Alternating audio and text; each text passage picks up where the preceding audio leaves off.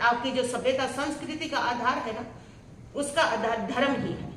धर्म के आधार पर ही सभ्यता और संस्कृति पनपती है। अगर धर्म नहीं तो आपके जीवन में ना सभ्यता होगी ना ही कोई संस्कृति होगी। इसलिए जब धर्म का आदि हुई भगवान शिवदेव ने की, तभी सभ्यता संस्कृति की आदि हुई। और जब धर्म विलुप्त हो जाएगा छठे आर्य में, सभ्यता संस्कृति और श्रेष्ठ व्यवहार जो है वह भी विलुप्त हो जाएगा।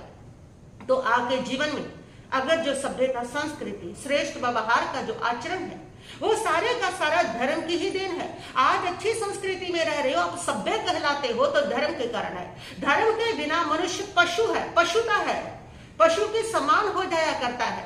इसलिए धर्म का ही अंग है सभ्यता संस्कृति और हमारा अच्छा व्यवहार, श्रेष्ठ व्यवहार, ये धर्म का अंग है। और जिन लोगों को ये श्रेष्ठ व्यवहार ही पता नहीं है, जिन लोगों को शिष्टाचार भी पता नहीं है, वो धार्मिक कैसे हो सकते हैं। ऐसे बहुत सारे कट्टरपंथी लोग होते हैं, कट्टरवादी, जो दूसरे साधु को देख करके वंदना ही नहीं करते, जिनका एक ही मोटिव है कि जो हमारे साधु बस वही साधु है, बाकी कोई साधु ही नहीं है। वो उनको देख करके ना वंदना करते, ना शिष्टाचार निभाते, ना उनका व्यवहार में श्रेष्ठ। अब ऐसा व्यवहार जिस व्यक्ति के जीवन का है, जिसका प्रभाव दूसरे के ऊपर इतना गंदा पड़ रहा है, वो व्यक्ति धार्मिक कैसे हो सकता है। मुझे किसी ने बताया था कि सुंदर नगर की घटना है। एक संत, एक अच्छा संत किसी के घर गया था, कट्टरपंथी के घर, और वह दोनों पति पत्नी नीचे आए। जो देखने वाले लोग थे उन्होंने देखा, नीचे आ करके उनको वंदन नहीं किया, ठोट की तरह खड़े रहे।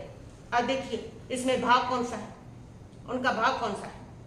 और ये व्यवहार, जो शिष्टाचार जो जीवन में खो देता है, देखने वाले के मन के ऊपर इतना बुरा प्रभाव पड़ा कि उन्होंने ये बात मुझसे की, कितना बुरा लगा कि काम से काम जो शिष्टाचार है, काम से काम जो व्यवहार है, काम से काम जो सभ्यता है, वो तो तुम्हारे भीतर होनी चाहिए। एक संत तुम्हारे सामने खड़ा है और तुम ठूठ की तरह उनके सामने खड़े हो, अहम भाव को लेकर के खड़े हो, एकांतवाद को लेकर के खड़े हो।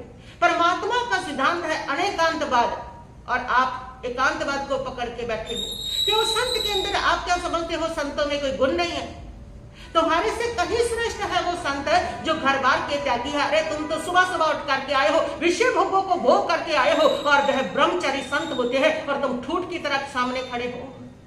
लेकिन नहीं पता, ये जो कट्टरवादता है ना, ये आंखों पर ऐसी पट्टी है जो व्यक्ति को अंधा कर देती है, जो देखने नहीं देती। भटक रहे हैं हम, पता ही नहीं है। तो सभ्यता संस्कृति शिष्टाचार जो है वो हमारे धर्म का अंग हुआ करता है। तो इस प्रकार हमें धर्म जो है वो हमारे लिए उपयोगी है। ये सारा श्रेष्ठ व्यवहार जिसका दूसरे के ऊपर श्रेष्ठ प्रभाव पड़े, जो दूसरा हमारे से प्रेरणा ले, ऐसा हमारा जो व्यवहार है वो धर्म के कारण ही आता है।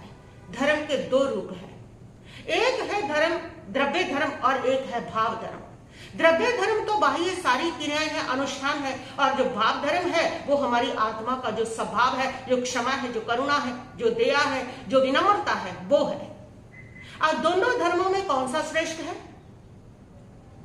कौन सा श्रेष्ठ है? द्रव्य धर्म श्रेष्ठ है या भाव धर्म? ऐसा नहीं, दोनों ही श्रेष्ठ हैं, दोनों ही अपने आप में उत्तम है, दोनों की ही व्यक्ति को आवश्यकता है। जो द्रव्य धर्म है वह बाह्य अनुष्ठान है, और जो भाव धर्म है वो भीतर का हमारी आत्मा का स्वभाव है। जो द्रव्य धर्म है वो इसलिए है कि उससे आत्मा का स्वभाव तक हम पहुंच सके, वहां तक पहुंच जाए। द्रव्य धर्म जो है वो नाव है तिरने के लिए। आज संसार में सबको तिरने की कला तो नहीं आती, कितने लोग हैं जो तिरना जानते हैं। बाकी सबके सामने तो जब भी समस्या आएगी कि भी समुद्र को पार करना है, नदी को पार करना है, तो वो तो नाव ही लेंगे। इसलिए ऐसे बहुत कम लोग हैं जो द्रव्य धर्म के बिना सीधे भाव धर्म तक पहुंच सकते हैं और अपने आत्म स्वरूप को प्राप्त कर सकते हैं। ज्यादातर लोगों को विचारों को साधन चाहिए, नहीं तिरने की कला आती। उनके साधन के लिए ये द्रव्य धर्म बनाया गया है कि इस द्रव्य धर्म के माध्यम से उस भाव धर्म तक पहुंच जाए। ये जो नियम प्रत्यय है, ये अनुष्ठान सारे आपके द्रव्य धर्म है। लेकिन इसका मतलब यही नहीं है कि यही धर्म है। इस द्रव्य धर्म का साधन से पहुंचना है आपको। तो क्या मतलब है इसका? नियम प्रत्याख्यान जो त्याग करना, इसका मतलब है कि वो वस्तुएं जो आपको मोह के बंधन में बांध रही है उनसे मेरापन छूट जाए, आपका अनासक्त भाव आ जाए, और वो उनका मतलब है। और कोई वो उनकी गिनती नहीं है कि आपने इतना छोड़ दिया। अगर आपके भीतर छोड़ करके भी मोह है, आसक्ति है, तो वो छोड़ने के बावजूद भी उसका कर्म बंद है। और अगर सारा कुछ पा करके भी पूरे विश्व का ब्रह्मांड के वैभव में बैठ करके भी आपके भीतर उसका कोई लगाव नहीं है, तो उससे भी आपके कर्म का बंध नहीं होता है। इसलिए उस द्रव्य धर्म का मतलब है भाव धर्म तक पहुंचना। लेकिन अगर वो आपका द्रव्य धर्म आपको भाव धर्म तक नहीं पहुंचा रहा है, तो वो द्रव्य धर्म आपकी आत्मा का कल्याण नहीं कर सकता है। ये द्रव्य धर्म तो अभावी जी बहुत करता है, इतनी साधना करता है, आचार्य बन जाता है, उत्कृष्ट साधना करता है, लेकिन उसकी मुक्ति नहीं होती, क्योंकि वो भाव धर्म को स्पर्श नहीं कर पाता, भाव धर्म तक नहीं पहुंच पाता, वो अपने भावों का शुद्धिकरण नहीं कर पाता। मात्र वो क्रिया करता है, कठोर क्रिया करता है, कठोर संयम पाता है, कठोर आचरण करता है, लेकिन उसके भावों का वो शुद्धिकरण नहीं हो पाता। ये कहीं हमारे साथ भी तो नहीं हो रहा कि हम कठोर से कठोर क्रिया कर रहे हैं। उस क्रिया के पीछे आपका भाव कौन सा है, आप उसको देखें कि वो सारी क्रिया करने वाले कैसे भावों के साथ बैठे, आपको नजर आने लगेगा कि कैसे उनके अंदर अहम भाव है, ना किसी को वंदना करना है, ना किसी के उन्होंने गुण देखने हैं। उन लोगों को जितने भी साधु समाज है, वो सारे साधु समाज में अवगुण ही नजर आ रहे हैं। जहां अवगुण के भाव है, वहां आपका धर्म, आपका कर्म बंद करेगा। वो भाव के अनुसार कर्म बंद है, उससे कर्म मुक्ति नहीं है, कर्म टूटना नहीं है। जैसे अभी घटना मैंने आपको बताई कि ठूठ के तरह खड़े होना क्या, जो विनम्रता का भाव था, क्या इसके अंदर विनम्रता झलक रही है? विनम्रता का तो घात हो गया है, उसके अंदर विनम्रता तो समाप्त हो गई है। अपनी हठवाता, अपनी उसके साथ साथ अहम, अपने श्रेष्ठ होने का अहम, उसके साथ कितने कलुषित भाव है। और जितने भी जो कट्टरपंथी है ना, इनकी दृष्टि जो होती है बस दोष दृष्टि होती है। ये सारे साधुओं को दोष दृष्टि से देखते हैं। तो क्या आप सोचते हैं कि उन साधुओं के अंदर कोई गुण नहीं होता है? जो 5 महाव्रतधारी है, जो इतने गुणवान है, और परमात्मा तो कहते हैं इनके सिद्धांत के विरुद्ध कि ऐसी कोई चीज ही नहीं है जिसके अंदर गुण भी ना हो, अवगुण भी ना हो। अवगुण सबके अंदर है, गुण सबके अंदर, वो अवगुण इनके अंदर भी है और वो गुण इनके अंदर भी है। वो ही अवगुण और गुण दोनों उनके अंदर भी है, जिनको ये मात्र असाधु का तगमा देते रहते हैं। लेकिन ये हमारी दृष्टि है कि हमें क्या नजर आ रहा है कि व्यक्ति में तो दोनों है, लेकिन हमें क्या नजर आ रहा है? किन्हीं लोगों को तो गुण नजर आते हैं और किन्हीं लोगों को अगुण नजर आते हैं। लेकिन कट्टरपंथी आपको जहां भी मिलेंगे, उनके पास मात्र दोष दृष्टि होती है। उन साधुओं के जो हजारों गुण है, उनके अंदर ध्यान है, क्रिया है, शुद्ध भाव है, सरल भाव है, विनम्रता है, सेवा भाव है, ऐसे जो अनंत अनंत गुण है उनके जीवन के अंदर, वो उनको नजर नहीं आएंगे। मात्र वो दोष देखेंगे कि ये तो असाधु है, ये तो असाधु है, ये तो असाधु है। कट्टरता का मतलब ये है जो काटता है। जो काटता है वह कट्टरवादी होता है। जीवन के अंदर उसका काम है काटना। कट्टरता का मतलब है मिथ्यात्व को सेवन करना। कट्टरता का मतलब है एकांतवाद को पकड़ करके अनाकांतवाद को, परमात्मा के सिद्धांत को दरकरार करना। कट्टरवादा का मतलब है दोष दृष्टि को अपनाना, मात्र दोष देखने और किसी का गुण ना देखना। ये कट्टरवादा है। इसलिए मेरा तुमसे कहना है कि जीवन में जो मर्जी बनो, साधु बनो, श्रावक बनो, धार्मिक चाहे ना बनो, लेकिन कभी कट्टरवादी मत बनना। कट्टरवादा तुम्हारा विकास नहीं होने देगा। कट्टरवादा तुम्हारे कर्म का बंद ही बंद कराएगा। कट्टरवादा तुम्हारे अंदर दोष दृष्टि को डेवलप करेगा। कट्टरवादा तुम्हें सिर्फ काटना सिखाएगा।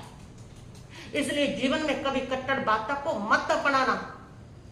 जीवन के अंदर जब कट्टरवादा आएगी, तुम्हारी आत्मा का विकास रुक जाएगा। जो हम सामने वाले को देख रहे हैं वैसे ही हमारी स्थिति हो जाएगी। भी करना प्रेम मैत्री का दरवाजा बंद कर लोगे। इसलिए तुम कट्टरवादी कभी मत बनना, बल्कि कट्टरवादियों से बचना। कभी भी कट्टरवादियों के चंगुल में मत फंसना। एक बार तुम कट्टरवादियों के चंगुल में फंस गए तो तुम्हारे भावों की गति बिगड़ गई। तुम्हारी करुणा और प्रेम, इंसानियत, संवेदनशीलता समाप्त हो जाएगी। तुम्हारे पास सिर्फ दोष दृष्टि होगी और तुम्हारे पास सिर्फ विरोध होगा दूसरे को काटने के लिए। तुम सीखोगे उनके चंगुल में फंस करके कि किसी साधु को आहार दान नहीं करना। तुम सीखोगे उनके चंगुल में फंस करके किसी को वंदना नहीं करनी। तुम सीखोगे उनके चंगुल में फंस करके कि किसी का धर्म प्रवचन नहीं सुनना किसी पंखे में।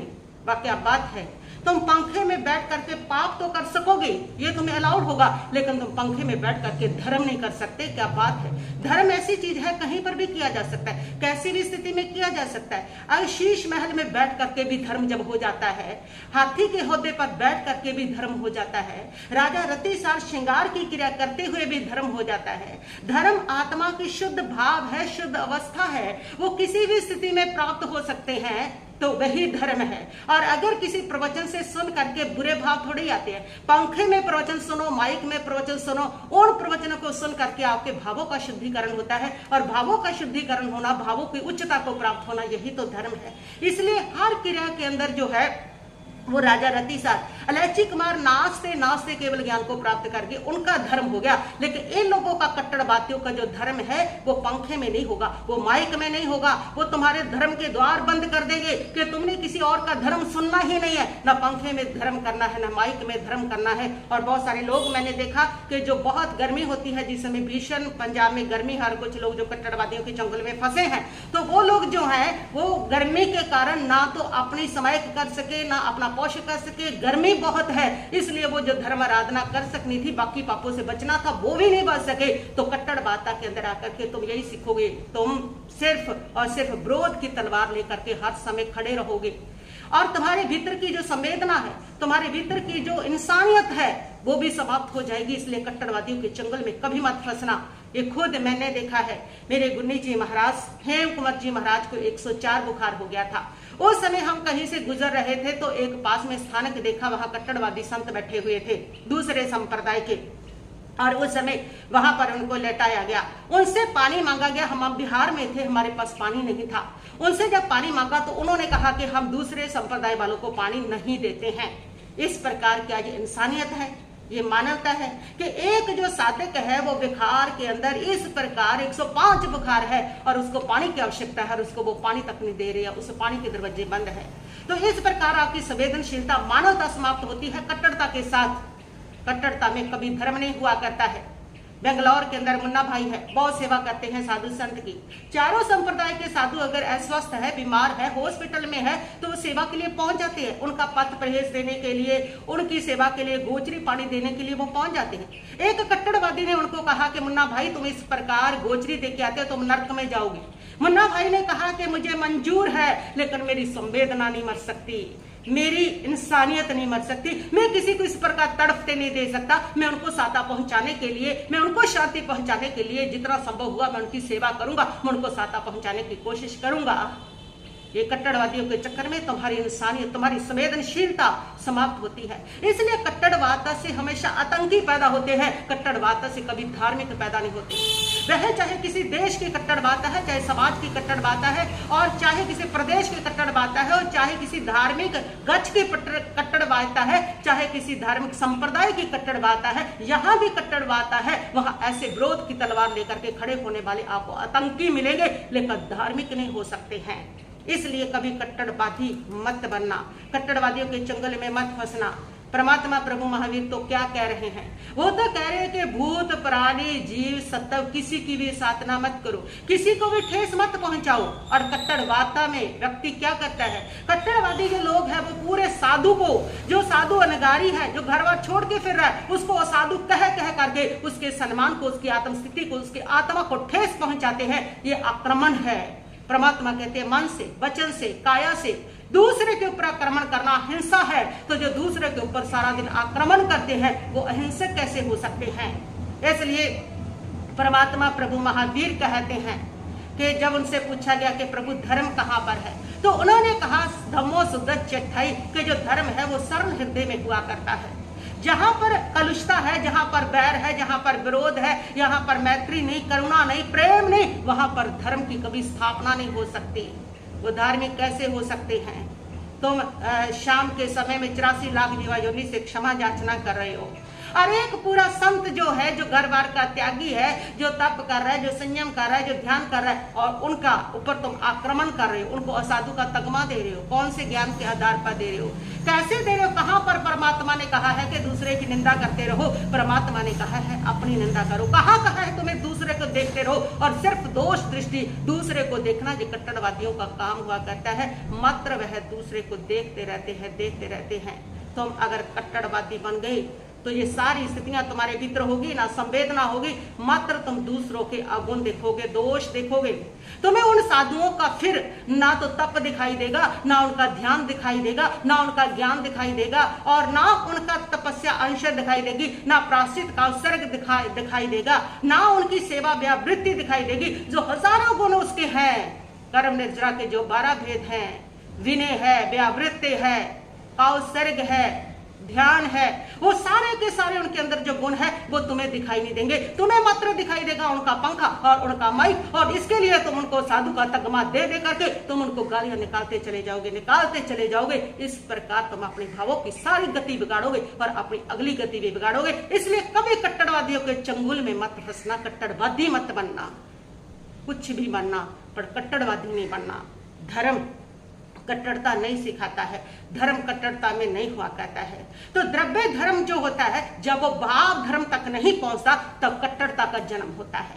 द्रव्य धर्म जब भाव धर्म तक पहुंच जाता है तब कट्टरता समाप्त हो जाती है, व्यक्ति सरल हो जाता है, विनम्र हो जाता है, और इतना करुणावान, इतना प्रेम, इतनी मैत्री उसके भीतर विकसित हो जाती है कि किसी का विरोध वो कर ही नहीं सकता, किसी को बुरा कह ही नहीं सकता। इसको गुण नजर आते हैं, गुण दिखाई देते हैं जब भाव धर्म। द्रव्य धर्म का मतलब सिर्फ अनुष्ठान क्रिया है, और भाव धर्म का मतलब आत्मा की शुद्धि के भाव है।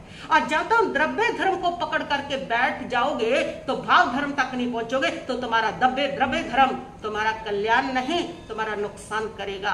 धर्म भी काल कुट जहर के समान हो जाता है। जब उस धर्म की क्रियाओं के साथ तुम्हारे भावों की शुद्धिकरण नहीं होता, तब वो धर्म भी तुम्हारे लिए जहर बन जाता है, और वही धर्म तुम्हारे लिए जहर बन जाएगा, जो तुम्हारी आत्मा का भ्रमण करवाता चला जाएगा। इसलिए द्रव्य धर्म तब हितकारी है जब वो भावों की शुद्धि करता है। द्रव्य धर्म कर रहे हो, द्रव्य क्रियाएं कर रहे हो, लेकिन भाव देखो, भावों में कितनी विरोधता है, भावों में कितना द्वेष है, भावों में कितनी दोष दृष्टि की विकसित हुई है, उनको देखो। तो ऐसा जो द्रव्य धर्म है वो कल्याण नहीं करेगा। द्रव्य धर्म का जो मकसद है वो मात्र इतना है कि उससे हमारे भावों की शुद्धि हो जाए, हमारे भाव निर्मल हो जाए, भाव पवित्र हो जाए, हमारे भीतर प्रेम, करुणा, मैत्री जो है वो विकसित हो जाए, और सब जीवों के प्रति हमारे मन में प्रेम फैले, करुणा फैले। उसका मतलब इतना ही है। अगर वो हो रहा है तो द्रव्य धर्म सही है, नहीं हो रहा तो द्रव्य धर्म का कोई मतलब नहीं है। लेकिन हम द्रव्य तक बस पकड़ के बैठे हैं, और उसको पकड़ करके और सबको काटते चले जा रहे हैं, और अपने भाव धर्म जो है वो हमारे से छूट गया है।